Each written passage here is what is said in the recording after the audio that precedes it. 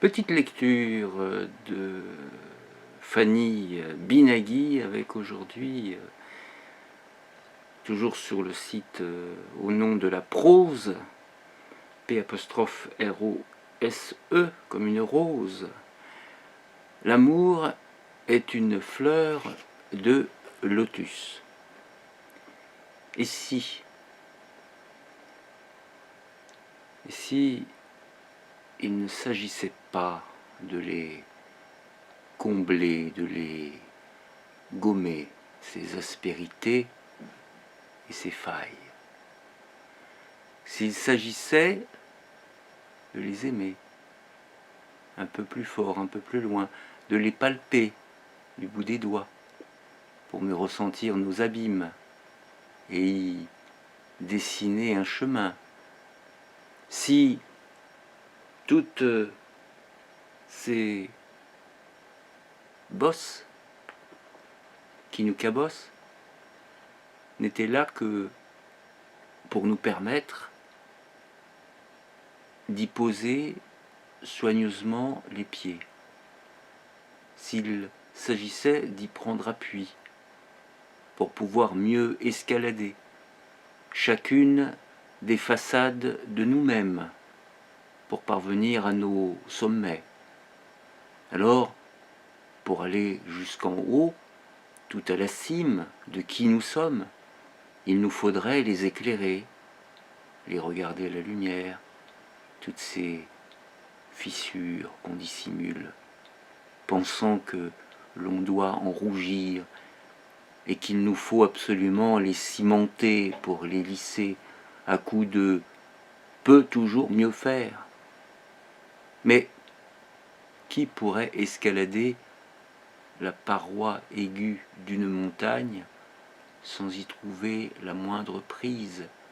Même le meilleur des alpinistes ne saurait bien y parvenir si cette écorce dont nous sommes faits, irrégulière et singulière, n'était surtout pas à changer, qu'elle n'était juste qu'une carte, un plan en braille pour cœurs aveugles. Tant que l'ego nous brouille la vue, si tout était déjà parfait, qu'il n'y avait rien à changer, que l'unique outil qu'il fallait, c'est la lumière de notre amour. C'est dans ces failles qu'il faut s'aimer, c'est au cœur de ces déchirures, là, dans le creux de nos tortures, qu'il faut braquer notre lumière.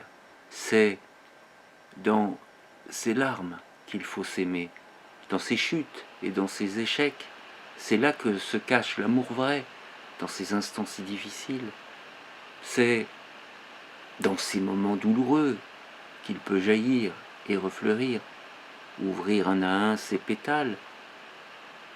L'amour est une fleur de lotus, et c'est la boue de l'existence, la boue de l'existence qui lui permet de s'épanouir.